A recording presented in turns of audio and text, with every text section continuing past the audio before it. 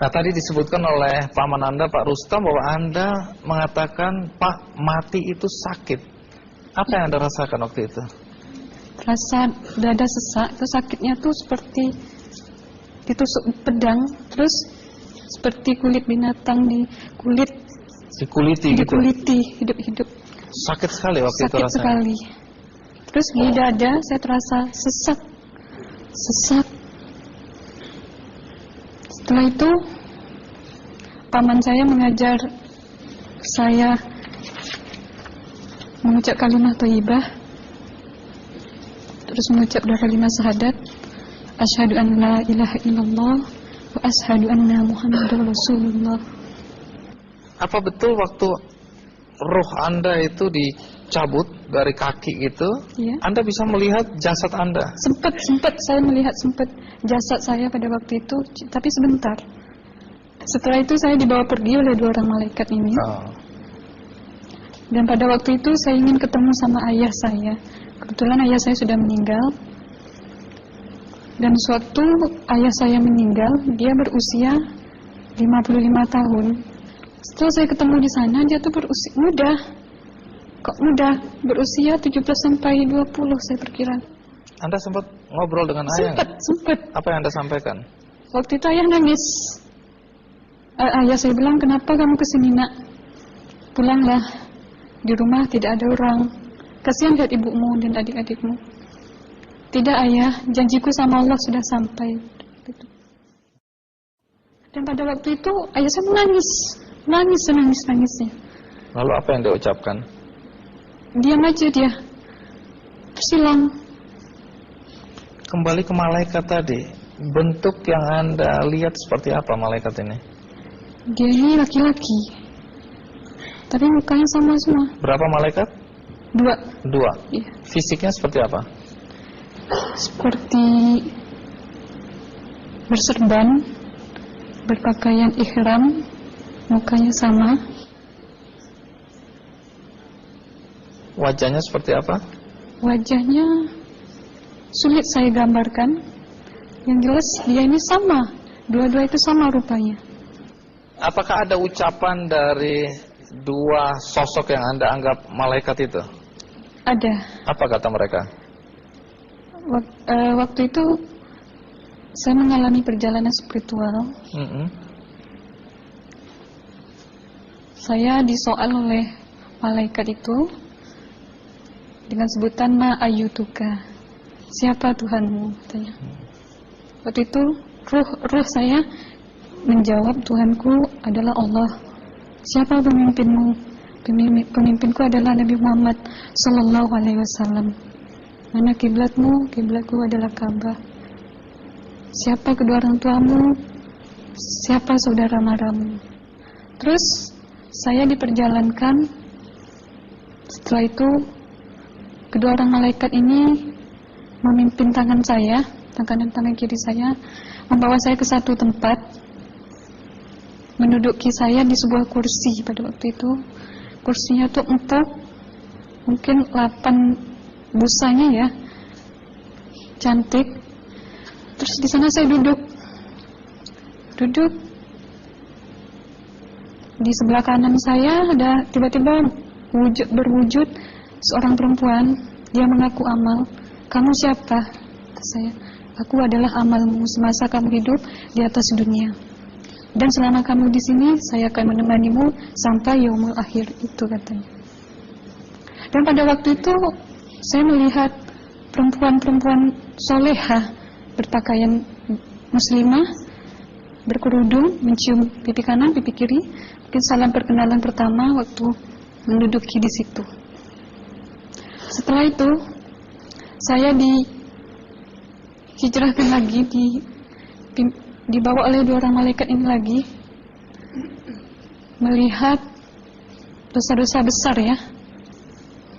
Di sana saya diperlihatkan ada seorang laki-laki memikul besi di bahunya. Saya perkirakan besi itu mungkin beratnya tuh berton kali ya. Berat sekali ya. Berat sekali. Terus dia berjalan nggak sampai ke tujuannya. Berlumuran darah nanah, baunya na'udzubillah min dzalik. bajunya tuh sobek-sobek.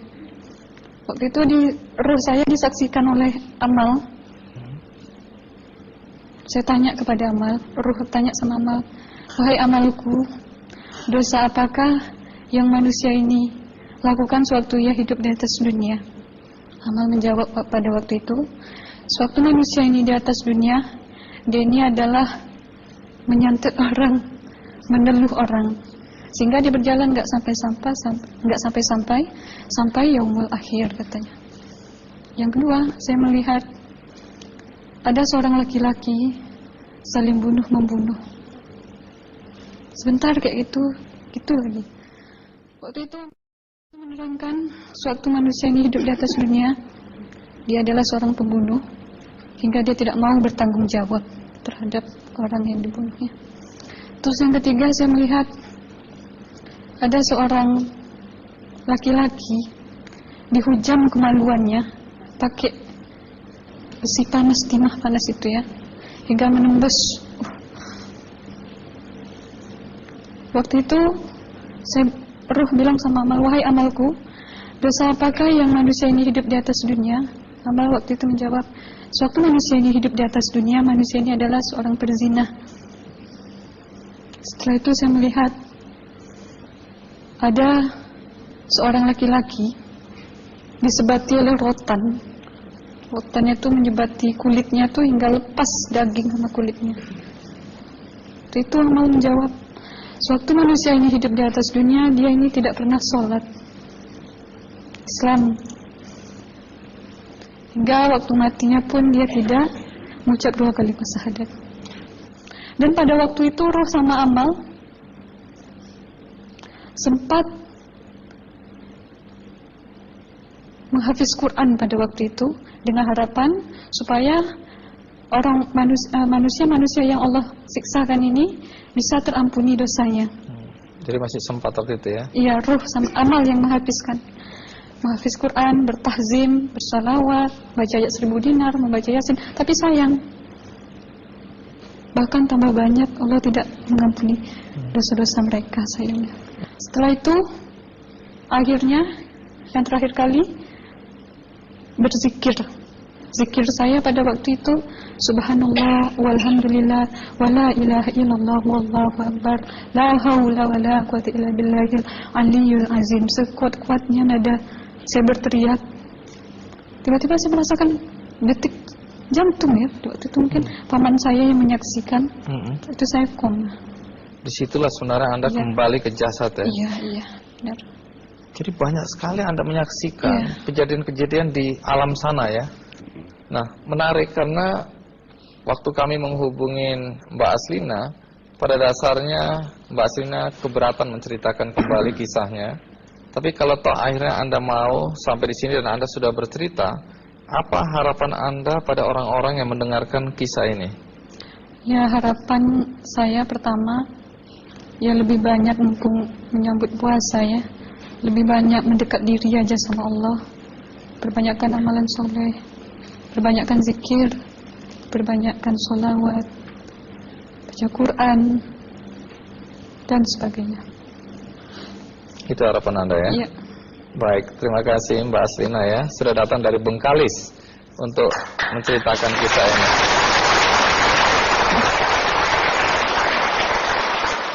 2 jam lebih dia dianggap meninggal. Dokter bahkan mengatakan bahwa ini suatu mujizat. Apa yang terjadi dan siapa dia? Saya akan segera kembali.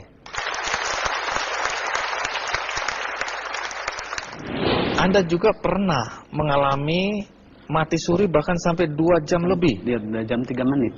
Kayak ada gerbong yang besar kerajaan itu. Saya mau dekat kira-kira ya dari sana, ini dari sini ke sana tuh. Naik kayak begitu. Terus? Lari saya. Ada yang menutup 2 orang tuh, satu pintu tuh. Udah penuh katanya. Di depan saya saat ini di studio sudah ada Cucu Valianto, atau biasa dipanggil Cucu Ripet. Iya. Nah, Anda juga pernah mengalami mati suri bahkan sampai 2 jam lebih? Dia 2 jam 3 menit. 2 jam 3 menit. Cerita istri saya dan anak saya dan adik saya. Anda meninggal di rumah sakit atau di rumah?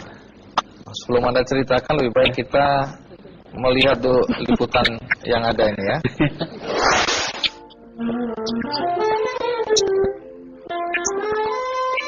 Cucu Valianto, atau lebih beken dipanggil Cucu Ripet, adalah seniman musik yang baru mengalami peristiwa mati suri pada akhir tahun 2009 lalu. Pemain saksofon ini mengalami anfal di kamar mandi saat sedang bersiap-siap untuk menggarap rekaman album musik blues sahabatnya. Akibat serangan jantung mendadak itu, Cucu langsung dilarikan ke rumah sakit terdekat di kawasan Selipi, Jakarta Barat. Saat sedang menjalani operasi kedua, indikator denyut jantungnya mendadak berhenti. Berubah menjadi garis lurus, selanjutnya dinyatakan telah tiada oleh dokter. Saat itulah Cucu mengaku mendapati dirinya telah berada di tempat lain, bukan lagi di rumah sakit. Ia melihat pemandangan unik yang diakuinya merupakan pengalaman religius. Namun ternyata Tuhan belum benar-benar berencana memanggilnya hari itu. Sekitar 2 jam setelah dinyatakan meninggal, Cucu kembali terbangun. Pasca mati suri, ia mendapatkan pertolongan medis lanjutan hingga 12 hari lamanya, sebelum akhirnya dinyatakan sehat dan boleh keluar rumah sakit. Pengalaman spiritual di dunia antara itu membuat Cucu semakin meyakini adanya mukjizat Tuhan. Ia semakin religius, lebih banyak beramal, dan lebih sabar menghadapi cobaan hidup kedua yang telah ditawarkan Tuhan kepadanya.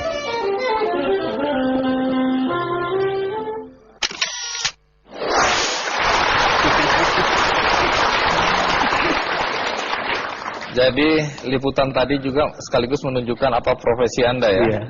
Nah, kembali ke malam sebelum Anda kena serangan jantung, itu Anda sedang rekaman ya? Iya, saya lagi ngisi lagu Amazing Grace.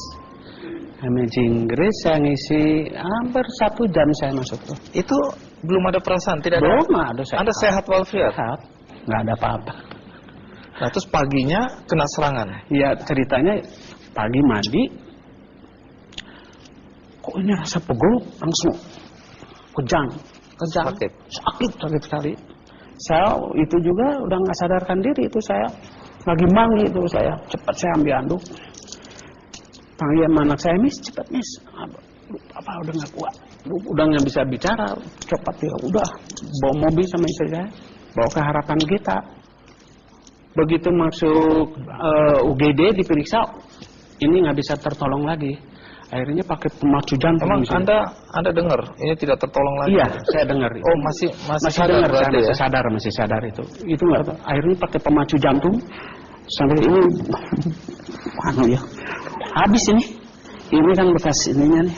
Iya. Dimasukkan lewat sini. Iya, ini nih. Besi segini ini langsung. Jadi jantung Anda dipaksa untuk terus sama di sini nih. Iya. Situasinya seperti itu. Jadi iya, udah gawat. Kemudian Anda tidak sadarkan diri? Iya, udah nggak sadarkan diri. Baik. Pada saat itu Anda katanya merasa berlari-lari ke arah bukit. Iya, ceritanya gini. Bagaimana itu? Hanya mungkin itu perasaan saya. Yang mimpi itu tuh mungkin saya tuh hanya lari ke bukit itu jauh banget itu, mungkin ada hampir 10 kilo mungkin kalau dihitung itu, perasaan itu hanya perasaan. Sendirian atau? Banyak orang yang lari ke bukit tapi ramai, oh itu ngejar apa di bukit, dan muka orang sama semua. Oh, ada yang Anda kenali di antara? Nggak ada. Nggak ada. Pada saat sampai di atas bukit, apa yang Anda lihat? Kayak ada gerbong yang besar kerajaan itu. Saya mau dekat kira-kira ya dari sana, ini dari sini ke sana tuh, naik kayak begitu. Terus lari saya. Ada yang menutup 2 orang tuh, 1 pintu tuh udah penuh katanya.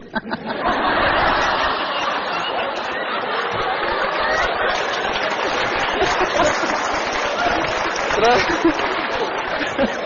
waktu penjaganya bilang sudah penuh, Anda ngotot mau masuk? Kecewa, rasa kecewa. Oh, kecewa. Karena ingin tahu itu ada apa di dalam itu tuh. Tapi karena orang pada sibuk hiruk pikuk gitu. Tapi nggak boleh masuk. Nggak, udah ketutup, udah penuh. Menurut Anda kira-kira itu pintu apa sih? Mungkin seandainya itu dalam perkara ada orang cerita buat saya, ada bilang, Kang Cucu, kalau masuk berarti udah pulang. Nggak balik-balik ya? Balik-balik. Jadi yang tadinya Anda kecewa, sekarang Anda bersyukur ya? Ada bersyukur juga. Mungkin Tuhan itu ada rencana kali ya. Terhadap Anda rencana, ya? Ya, mungkin ada rencana. Iya, karena dosa-dosa Anda masih banyak. Mungkin. Ya. Hanya itu aja.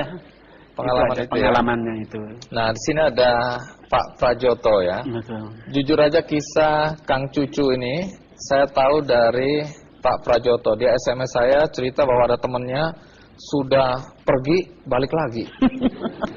Dan kisah ini menurut saya menarik. Nah, Pak Prajoto, malam itu Anda kelihatannya sudah merasakan ya ada sesuatu yang aneh ketika menyanyikan lagu Amazing Grace. Betul. Ya. Bisa Anda ceritakan apa yang terjadi malam itu? Ketika saya datang ke studio, Kang Cucu ada di dalam ruangan studio itu, dan saya dorong pintu, saya masuk. Saya bilang, saya nggak usah istirahat, saya mau langsung nyanyi. Kemudian dia tanya, lagunya apa? Amazing Grace. Kemudian saya nyanyikan lagu itu, Mas Cucu main saksofon, dan satu kali jadi. Biasanya saya mesti 96 kali baru bolak-balik. Ya. Ketika keluar, Cucu bertanya kepada saya, Amazing Grace itu lagu apa? Nah, lagu apa itu? Mungkin banyak penonton. Kemudian juga. saya jelaskan bahwa lagu ini diciptakan abad ke-17 oleh seorang yang bernama Newton.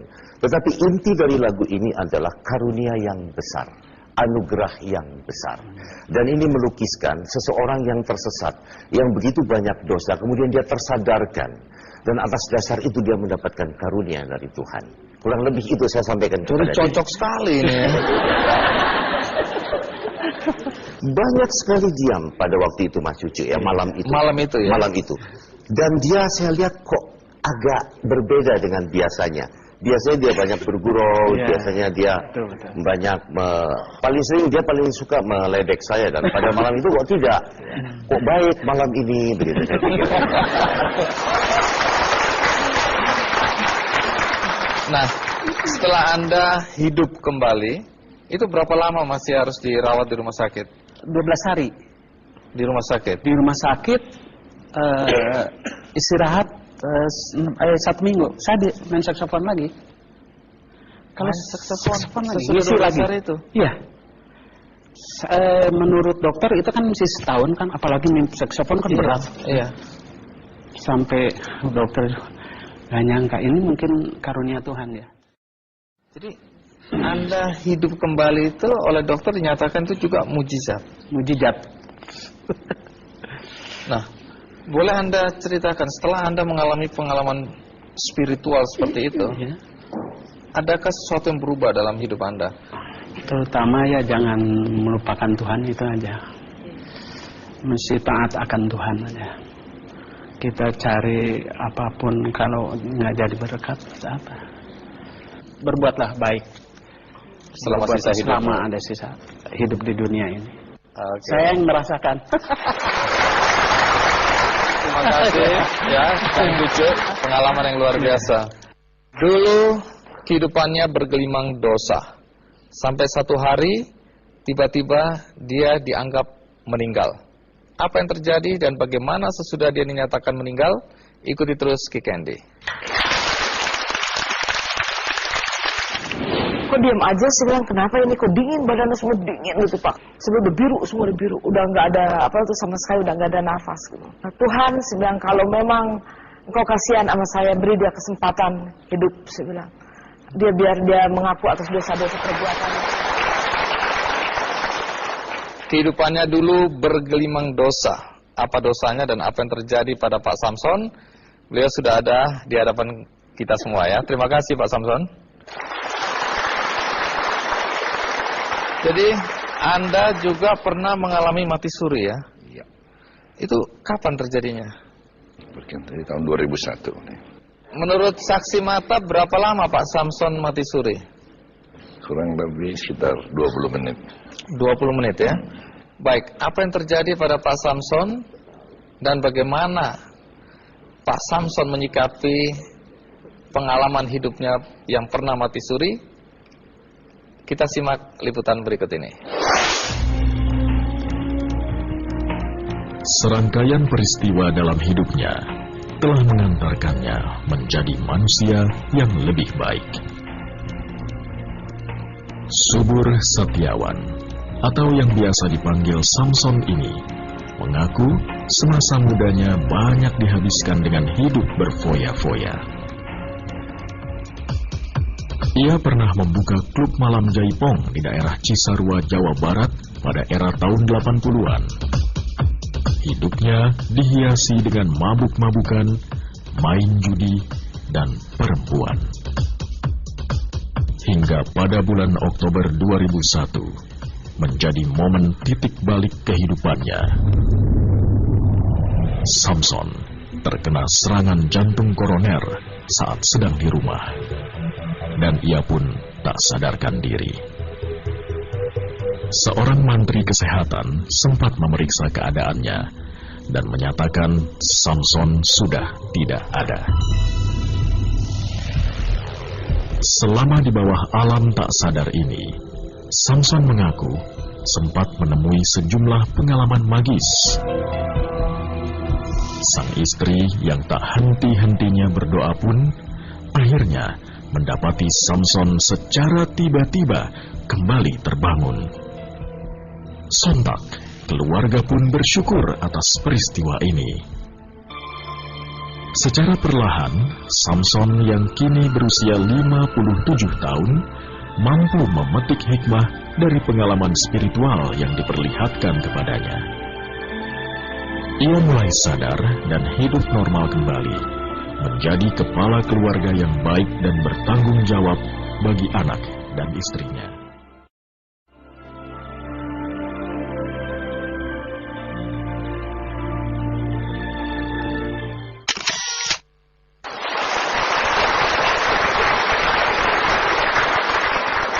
Anda waktu itu dinyatakan kena serangan jantung ya, tapi boleh tahu sebelum Anda dinyatakan mati suri, kegiatan Anda apa? Apa yang Anda lakukan sebelum sampai kemudian ke rumah merasa tidak enak badan dan meninggal? Waktu itu dalam rangka 17-an mungkin ya, kita menyelesaikan pertandingan main bola pingpong di kelurahan kita di Cipakuit, Bogor itu. Sesudah pulang itu saya banyak makan sate kambing, sop kambing juga saya makan. Wah, cocok itu ya. Saya pulang kok merasa saya nggak enak badan. Sampai minta tolong sama istri saya, "Mah, tolong kerikin saya dong." Lanjutannya saya udah nggak tahu, Pak. Istri saya yang tahu. Oh, jadi pada saat Anda dikerik itu, Anda sudah tidak sadarkan diri. Ya. Nah, kalau gitu ada Ibu Neti di sini ya, yang waktu itu ngerikin atau ngerokin Pak Samson. Nah, boleh cerita apa yang terjadi waktu Anda sedang ngerik? Ya, saya disuruh ngerik ke Bapak, langsung saya kerik Bapak ya. Kemudian saya bilang, "Pak, kalau dikerik itu jangan tidur, sih harus duduk, nggak boleh tidur." Dia bilang, "Nggak apa-apa, badan saya udah nggak kuat." Begitu dia tidur, saya kerik, kok diam aja gitu ya. Keringat keluar, basah baju semua. Saya bilang, "Waduh, ini kenapa ya?" Saya pencetin, saya tenang aja, saya pencetin aja, ada setengah jam. Mungkin di saat itu udah koma. Udah setengah jam saya pencetin, kok diam aja, saya bilang, "Kenapa ini, kok dingin, badannya semua dingin gitu Pak, seperti US ya. Kok dingin?" Saya bilang, "Aduh, ini nggak bisa nih begini." Saya balik udah keluar busa Pak, di muka di sini busa, terus pipis tempat tidur, udah semua udah biru, udah nggak ada apa itu sama sekali, udah nggak ada nafas gitu. Saya pegang di sini nggak ada. Kemudian saya tuh nangis, saya bilang begini, "Tuhan," saya bilang, "kalau memang Engkau kasihan sama saya, beri dia kesempatan hidup," saya bilang. Biar dia mengaku atas dosa-dosa perbuatannya. Tuhan tolong dia beri kesempatan. Saya terus berdoa, "Tuhan tolong beri kesempatan." Kemudian mendengar saya menjerit, tangga tuh datang 2 orang. Kemudian dia berdoa sama saya bilang, "Tolong saya bantu dalam doa supaya saya dapat kekuatan dari Tuhan." Ada mantri. Oh iya, sempat ada mantri dulu. Tetangga depan rumah Anda ya? Tetangga depan rumah saya. Kemudian anaknya ada lari ke mantri, langsung mantri itu datang ya. Periksa semua, Pak. Lama juga dia periksa. Terus katanya? Dia bilang, "Bu, ini mah udah nggak ada." Terus apa yang Ibu lakukan sesudah itu? Iya, sama saya berdoa sama Tuhan aja, saya bilang. Cuma waktu dia udah siuman gitu, Saya memang sempat menjerit, bilang, terima kasih Tuhan, Engkau baik sudah buat saya. Engkau beri kesempatan untuk dia hidup, saya bilang. Jadi kalau menurut perhitungan Anda berapa lama Pak Samson meninggal? Kurang lebih hampir 1 jam. Hampir 1 jam, 50 menit. Jadi waktu Anda ke Riken itu sebenarnya Anda sudah merasa ya bahwa ini dingin. Sudah dingin. Waktu dibalik, nah sejak dibalik 20 menit kemudian itulah ya diperiksa oleh mantri dan dinyatakan memang sudah meninggal. Tidak ada. Nah, Pak Samson, boleh tahu apa yang terjadi pada Anda, apa yang Anda ingat ketika Anda dinyatakan meninggal? Waktu itu di alam nggak sadar saya dibawa oleh jubah hitam, badan besar. Saya dibawa ke atas, gua tinggi sekali. Tapi di situ saya lihat istri sama tetangga saya doa. Oh, Anda bisa lihat itu ya? Saya lihat jasad, saya lihat. Istri saya pun saya lihat lagi doa. Dengar suara doa itu, kok saya bisa dikembalikan lagi ke jasad saya. Nah itu yang saya alami. Berapa lama Anda merasa melayang-layang gitu atau berada di alam yang aneh itu? Singkat sekali Pak, singkat sekali. Ketemu sosok lain atau apa? Enggak.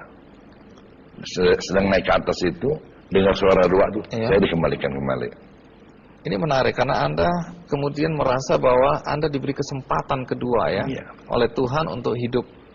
Nah, apa arti dari kematian Anda waktu itu? Ada perubahan nggak dalam hidup Anda? Saya harus lebih dekat lagi sama Tuhan di sisa hidup saya ini. Saya hidup lebih baik lagi, ya dia mesti hidup yang berkenan di hadapan Tuhan. Jadi tidak akan lagi main judi? Oh enggak aja. Tidak foya-foya? Baik, terima kasih Pak Samson ya sudah hadir di acara Kikendi dan bercerita tentang kisah Anda, pengalaman hidup Anda pada saat Anda dianggap meninggal. Baik, Agus Melas, seorang aktor film kawakan, pada saat berusia 15 tahun mengalami kecelakaan motor dan dinyatakan meninggal. Apa yang terjadi kemudian? Saya akan segera kembali.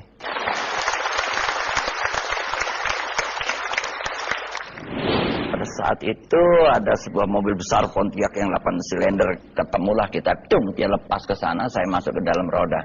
29,8 apa 28,9 meter, jadi begini posisinya. Waktu itu Anda juga merasa bahwa sudah saatnya Anda pergi ya, karena Anda minta mantri yang ada di situ untuk. Salah satu yang juga pernah mengalami mati suri adalah bintang film kawakan Agus Melas. Mas Agus, yes. Anda waktu dibilang atau dinyatakan meninggal itu umur berapa waktu itu? 15, 16. Jadi kalau dihitung udah 43 tahun, 44 tahun lalu. Nah, penyebabnya apa? Saya mengalami satu kecelakaan di mana diri saya terseret 29,8 apa 28,9 meter. Setelah saya sehat kembali, saya lihat di polisi lalu lintas itu proses perubahannya harus saya tanda tangani kan. Iya. Nah, jadi saya dibonceng. Kemudian pada saat saya dijemput dari rumah, saya dibonceng, saya nggak tahu bahwa itu adalah perjalanan akhir dari dia sebagai sahabat.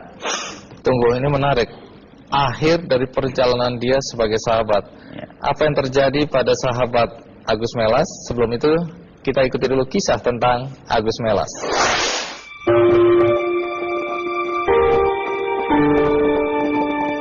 Mati suri membawa perubahan pada hidup aktor film nasional era tahun 70-an dan 80-an ini. Agus Melas mengalami peristiwa mati suri pada usia 15 tahun setelah mengalami luka parah akibat kecelakaan saat dibonceng sepeda motor seorang temannya di Surabaya. Saat mendapatkan upaya pertolongan dari Mantri Kesehatan di rumah sakit kecil setempat, Agus mengaku sempat merasakan bagaimana ia melepaskan diri dan meninggalkan jasadnya. Ia menjumpai pemandangan spiritual yang takkan pernah bisa dilupakannya hingga kini. Kejadian yang menurutnya tidak mudah ia jelaskan secara ilmiah maupun medis.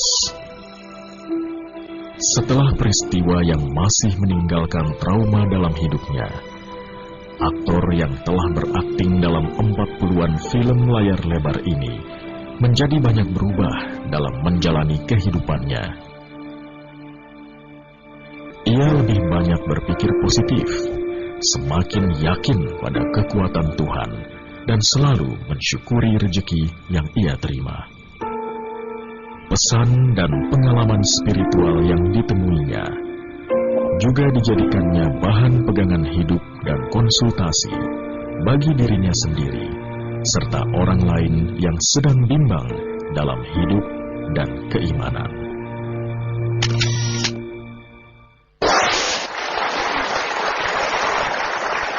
Mas Agus, bisa cerita bagaimana persisnya sampai Anda mengalami kecelakaan dan mati suri waktu itu? Jadi saya dijemput dari rumah, saya diajak jalan, diajak mampir dulu ke rumahnya. Oleh sahabat saya ini. Ya.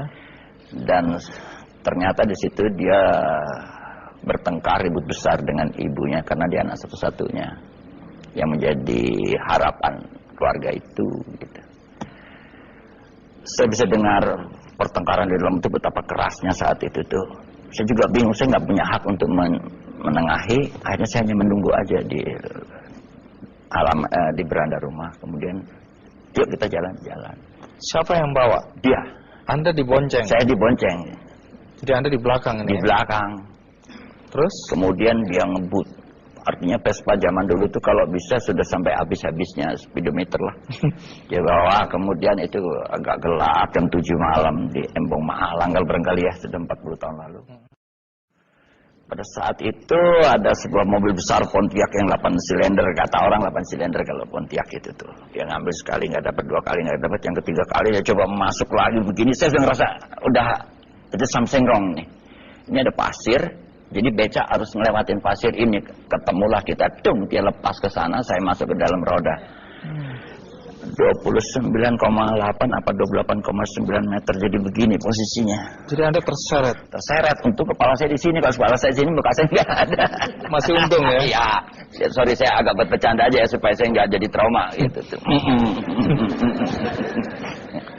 Pak, nggak habis-habis nih, kayak dikerok pakai parut ke muka nih. Nggak bisa habis ya Allah ya Tuhan. Gitu. Saya dengar cerita-cerita kabar angin. Saya lepasnya kan ditolong tukang cendol yang latah gitu. Jadi supir ini panik, nggak tahu kalau ada ya. Kalau tukang cendol, ibu-ibu tukang cendol itu kan ditaruh di kepalanya. Dia latah, dia lihat ada orang, dia lempar itunya orang gitu. Jadi supirnya buang set.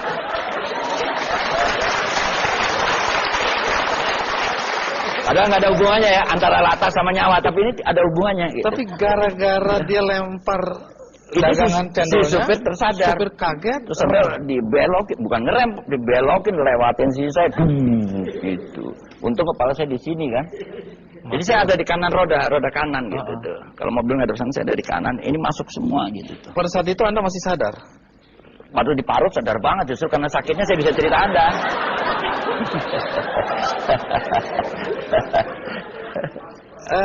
Bagaimana nasib teman Anda? Dia malah bisa ngurus dan ini hanya beset sedikit gitu. Hanya saya sedikit. Kan jadi marah dong, meskipun sakit-sakit kurang ajar lu bisa mondar-mandir betantang tenteng, gue udah nggak bisa apa-apa gitu kan. Terus? Akhirnya saya dibawa ke rumah sakit lah dengan siapa yang nolong saya juga nggak tahu lah. Pokoknya saya dibawa ke sana gitu. Katanya dibiarkan 3 jam ya, nggak diapa-apain. Ya habis gimana orang lihat saya gimana ya, sini pecah. Mungkin ada gambarnya tadi ya, sini pecah, sini ini kosong, nggak ada dagingnya sini saya ini. Aduh. Bolong, nggak usah dilihatin ya, orang pada geli deh, jangan ya dah. Waktu itu Anda juga merasa bahwa sudah saatnya Anda pergi ya, kan Anda minta mantri yang ada di situ untuk mendoakan Anda. Iya, gitu. Terus kenapa Anda minta dia mendoakan Anda? Tiba-tiba saya sombong, saya nggak mau pingsan. Gitu kan, umur segitu ya kan, saya yakin saya bisa atasi diri saya. Saya hidup biasa susah kok waktu itu, jadi saya pikir saya bisa atasi diri saya gitu. Tiba-tiba saya nggak punya kepercayaan diri gitu. nggak punya kepercayaan diri untuk bisa bertahan seperti itu. Nah, satu-satunya ada di ruangan itu hanya mantri ini, dan mantri itu nggak nothing to do, dia nggak bikin apa-apa, dia bingung, dia menolong, lukanya banyak banget, mau dimulai dari mana gitu? Apakah dari kaki? Dia sendiri dalam posisi kebingungan. Saya cuma ingat kalimat, saya masih ingat gitu, saya cuma Apa itu? Bung kan biasa di Baon bilang gitu kan, Bung tolong sembahyang for beta, ada Belanda-Belanda dikit kan, mereka, Bung tolong sembahyang for beta. Tolong doakan saya. Ya, dia mau sembahyang, tangan apa ngapain? Dia juga bingung gitu loh. Terakhir begitu dia lihat saya berdoa, dia pun berdoa gitu tuh. Kakak ada di situ ya waktu itu ya? Kakak saya. Sempat datang ke rumah sakit juga? Setelah saya sadar semuanya, setelah saya dapatkan, baru saya tahu gitu. Oke. Dia ada. Nah, waktu tidak sadar ini ada ya kakak Anda ya, Pak Kris. Ya. Supaya melengkapi cerita dari Mas Agus ini, apa yang Anda ingat waktu kejadian adik Anda sekarat tanda kutip? Saya melihat adik saya dalam keadaan tidak berkutik, tidak bergerak di tempat tidur berangkar itu. Dan ini luka berat sampai susah saya kenal. Dan batin saya, ini masih hidup apa enggak gitu kan. Saya cari dokternya yang biar cepat dirawat daripada nunggu-nunggu gilirannya. Nggak ada, dokternya sibuk semua menangani pasien di ruang sebelah. Ketemu suster juru rawat, saya minta tolong untuk mencarikan dokter yang senggang, yang ada waktu. Begitu ketemu dokter, nah kebetulan segitiga ya, ada suster, saya sama dokter. Dok, ceritanya yang untuk temannya, si siapa tadi, sahabatnya yang mengendarai motor. Ribut itu aja perhatian dokter. Lalu saya, terus susternya jawab, terus yang satunya lagi. Nah, dokternya begini. Nah, enggak lagi enggak ada. Waduh. Jadi dokter pun melihat kondisi Mas Agus sudah merasa enggak ada. Jadi apa yang Anda lakukan waktu tahu bahwa Mas Agus dikatakan udah nggak ada itu tadi? Saya minta kembali ke suster, cari ke dokter lain. Nggak bisa, dokternya nggak ada lagi, cuma satu itu kali waktu itu ya. Ya sudah tengah malam lewat. Oh, terus? Nggak berapa lama sadar. Berapa lama yang Anda ingat? Lama sempat Pak nyari dokter itu, ya, siumannya mungkin di atas jam 12 malam. Nggak ada yang tahu, nggak ada yang lihat?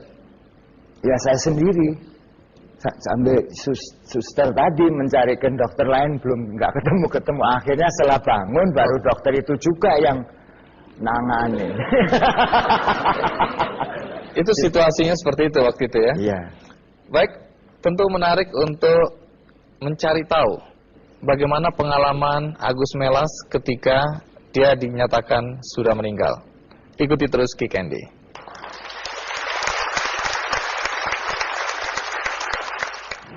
Dari jemari dingin, kemudian pelan-pelan ke atas, kemudian saya lepas menuju sebuah titik.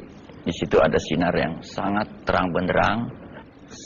Saya mendekat ke sana dengan kecepatan yang tidak terhingga. Saya hanya mendengar 2 kata begitu saya sampai dekat ke sana. Apa itu? Ya, tentu kita tidak sabar untuk mendengarkan cerita pengalaman spiritual dari Agus Melas ketika dia dinyatakan meninggal. Nah, apa yang Anda alami ketika Anda dinyatakan meninggal waktu itu? Pertama kali yang saya rasakan, setelah saya coba berdoa, sebatas kemampuan saya, mengalahkan kesombongan saya bahwa saya harus bertahan. Tiba-tiba dari ujung kaki saya terasa dingin. Dari jemari dingin, kemudian pelan-pelan ke atas, kemudian saya lepas. Tanpa ada yang menarik saya, tanpa ada gambar lain, hanya satu. Bahwa saya masuk kepada sebuah jalan. Jalan yang maha mulia, mungkin saya menganggapnya seperti itu, menuju sebuah titik. Di situ ada sinar yang sangat terang benderang. Sinar itu kalau saya simpulkan sebagai sinar kemuliaan yang luar biasa. Dan di kanan kiri saya ada tumbuhan berwarna hijau yang sangat begitu subur dan damai, tanpa ada kengerian yang apapun di dalam perjalanan menuju kematian dalam versi saya. Dan semuanya hening, sangat mulia, dan saya hanya mendengar 2 kata begitu saya sampai dekat ke sana. Apa itu? Kamu kembali. Kamu kembali. Kamu kembali. ada sosok yang Anda lihat? Saya hanya melihat sebuah sinar kemuliaan aja di ujung sana gitu. Saya nggak tahu cerita apa, seandainya saya sampai ke dalam cahaya yang mulia itu, mungkin ada sebuah cerita yang lain. Tapi dalam perjalanan saya ke sana tidak ada yang menyeramkan, sungguh mulia lah, sungguh maha agung. Setelah itu saya nggak tahu kapan saya tersadar. Apa yang Anda rasakan waktu Anda sadar? Saya punya kepercayaan lebih besar lagi bahwa andai kata saya diberikan hidup lagi, maka saya bernazar saat itu bahwa saya akan menjadi guru agama. Tapi malah kacau balau jadi. Tapi nggak apa-apa, itulah perjalanan hidup ya. Ya seperti itu, gitu tuh. Nah, Mas Agus, menarik untuk mungkin minta pandangan dari Dr. Sunatrio ya, spesialis anestesiologi. Bolehkah Anda jelaskan apakah dalam ilmu kedokteran itu dikenal istilah mati suri? Tidak dikenal. Jadi padanannya pun tidak dikenal. Lalu boleh Anda gambarkan sedikit apa sih mati suri dalam pemahaman? Ada beberapa macam mati suri. Mati suri itu adalah yang pertama ya, itu pasien dinyatakan meninggal. Kalau istilah kedokterannya mati klinis. Pada waktu itu kalau belum otak rusak, artinya belum 10 menit, maka masih bisa tolong dengan upaya resusitasi namanya. Jadi setelah otak nggak dapat oksigen dalam 10 menit, itu biasanya tidak bisa tolong lagi. Jadi meninggal betulan. Jadi kalau mati klinis itu belum meninggal betulan, setelah ini tadi baru meninggal betulan. Nah, itu yang pertama ya. Mati suri ini memang bisa dijelaskan oleh karena otak belum rusak, masih bisa. Jadi waktu jantung berhenti, kita bisa upayakan dengan namanya itu pijatan jantung itu sama napas buatan, bisa jalan lagi. Asal waktunya terbatas. Jadi bukan koma. Mungkin cerita tadi mungkin apa bedanya koma dengan mati suri? Nah, koma itu tidak sadarkan diri. Itu tidak sadar itu ada beberapa gradasi. Tetapi dia tidak bisa kontak dengan orang luar, orang sekitarnya. Tetapi dia belum mati. Artinya dia masih jantung masih berdetak. Napasnya masih ada, walaupun mungkin dengan bantuan mesin. Tapi belum mati. Baik, dari pengalaman Anda, walaupun dalam dunia medis itu tidak bukan diakui gitu ya, tapi faktanya dari pengalaman Anda ada yang begitu ya? Saya pernah ketemu orang yang meninggal sebelum ini ya.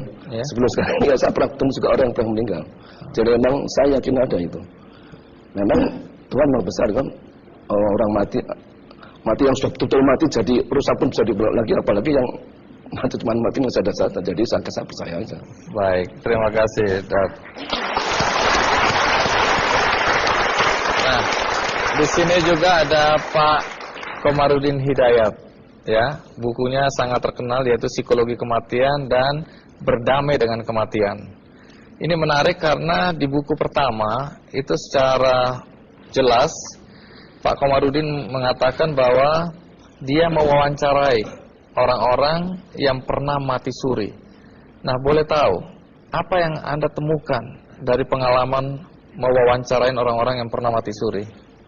Ada berapa istilah yang saya jumpai, yaitu orang yang mengalami keluar dari badan, namanya OBE, out of the body experience. Ini bukan mati suri, tapi orang ya sehat, dia ketika tidur itu bisa keluar dari badannya. Ini kalau dalam tradisi Jawa ada namanya ngerokok sukmo juga ada kan, satu. Nah, ada lagi orang yang pernah mengalami mati suri, kemudian namanya NDE, Near Death Experience. Pengalaman rohani itu, ini kan sebenarnya menjadi kepercayaan klasik semua bangsa dan agama percaya. Dan agama juga mengatakan bahwa dalam diri kita itu, kehidupan yang primer, itu kan kehidupan rohani, yang ada dalam jasmani. Nah, pengalaman mati suri ini sungguhnya hanya memperkuat saja keyakinan agama manapun juga. Nah, kemudian cerita-cerita ini secara ilmiah sulit dibuktikan, tapi sulit juga diingkari.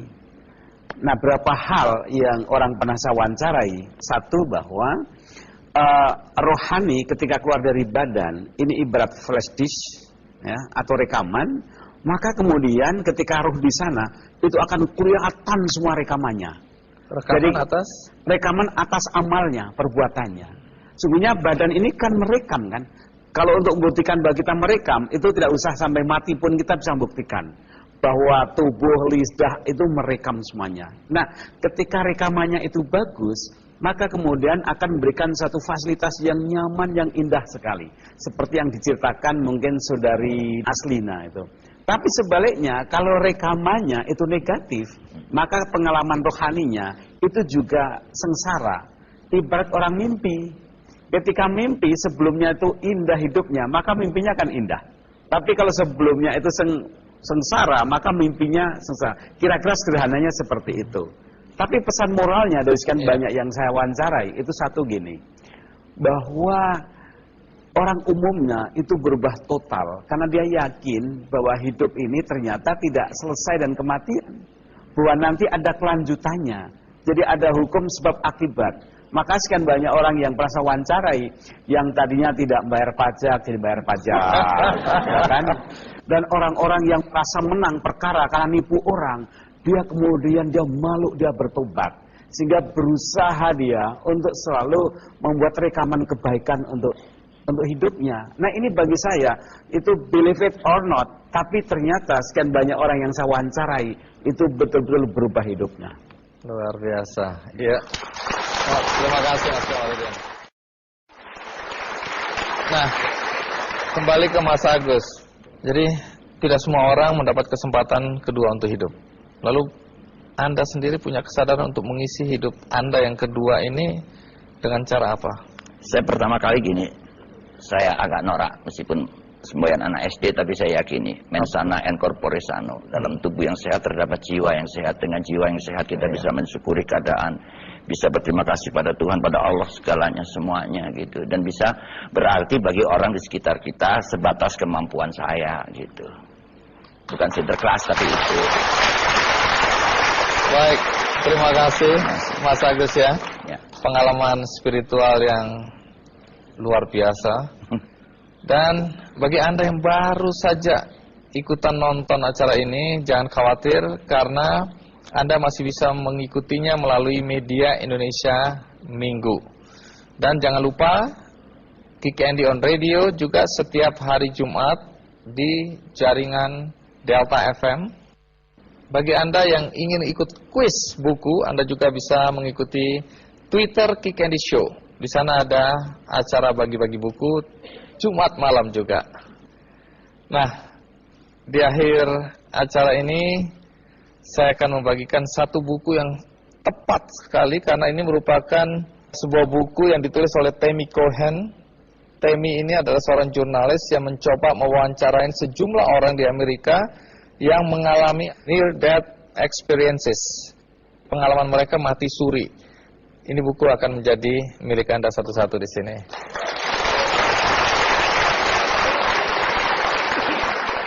Bagi Anda yang di rumah, Anda bisa mengakses buku ini melalui kickandy.com. Mudah-mudahan apa yang kami bincangkan di sini bermanfaat bagi Anda. Sampai jumpa.